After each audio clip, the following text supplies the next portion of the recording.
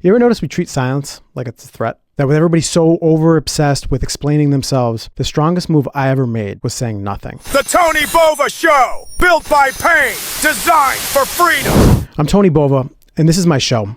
And I just want to thank you for being here and listening. What I'm going to talk to you today about is very specifically around silence and how it's a tactical weapon. And like all weapons, it can be used for good and it can be used for bad. As we dive into this, I'm going to take you back through my journey where I started to see how silence and ghosting showed up for the first time in my life, and where I took it so personal through my journey and walking through those things, and the lessons that I learned along the way, where I'm going to leave you with 3 pillars at the end of this. You see, when I first noticed how personal I took silence as a man dating for the first time in the midst of COVID, you see, when I was in my 20s, I actually didn't date. I got married very young. I got married very quickly. And because of some religious rules and belief systems that I was holding at the time, that's what I thought was the best thing for me. But then when my marriage ended and I was out on the streets, we'll call it, for the first time, which was in COVID, I started doing this weird thing called online dating. As I started to date online, I started to notice 2 things. One, I had a really unique gift with women where I had never had that level of confidence, where I was getting so much attention.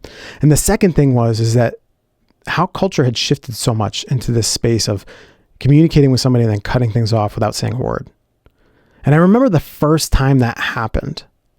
I was at work on a late call and I was messaging this woman. And all of a sudden my text went green. And I was like, that's strange. And I kept texting her, having no idea at the time what I was doing was so needy and so weird, because I just didn't really understand it. As I started to continue on my journey of dating and starting to understand the feminine nature and how society is now viewing dating, I started to learn how to interact in a way where silence now became a superpower. You see, it doesn't stop with dating, or AKA the ghost era. It actually continues into other areas like online marketing. You know, when you think about Facebook Market and you're trying to sell used stuff, how prevalent it is that people just ghost you. They'll say, I'm interested in this, but then you never hear from them again. Or if you're looking for a talent overseas and you're having a good conversation with a potential team member or employee, and all of a sudden the conversation goes cold, or they said they're going to do something and then you never hear back from them. The same thing is so true in sales when you're prospecting and you're looking to make, you have such a valuable product and the service and the impact around it is going to be so significant. And then you get so weirded out by the fact that people aren't interested in the thing that is so valuable. Well, you see, the thing is that if you ghost me, you failed the first test, because I use silence as a filter. Let's start with the hardest truth. Silent doesn't confuse us. It just confronts us. And as we start to be able to respond differently, you already have your answer. Whether you realize it or not, someone's silence, someone's no, has already given you all the clarity and information that you need. That you can utilize that in the same regard. That your silence is an answer as well. You do not have to take it so personal if somebody ghosts you. What they're already doing is they're filtering themselves out. That you already have the clarity around it, and you no longer need to be confused about what the closure is. Say you're dating someone and all of a sudden they go silent, or that prospect goes cold, or all of a sudden you're trying to take care of something and that friend never texts you back.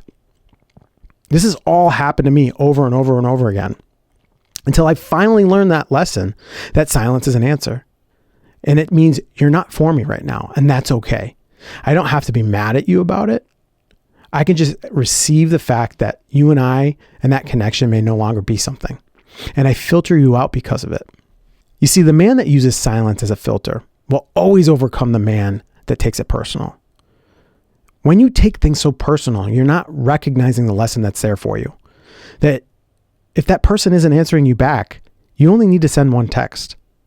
You don't need to send 5, 6, 7 paragraphs of explaining yourself. Because every time you do that, you weaken your self-trust with you. You no longer have to explain yourself, and give you complete permission that you no longer need explaining. You no longer need to tell this person why you feel the way that you do. I'm not saying your feelings are not relevant. I am simply saying that you don't have to over-explain it to them, because why would you ever give that valuable information to somebody with deaf ears? And as you use principle number 1 as a filter, and you step into principle number 2, which is you don't have to explain yourself for a second time, that every time you re-explain your boundaries, what you do is you weaken them. That over-explaining isn't honesty.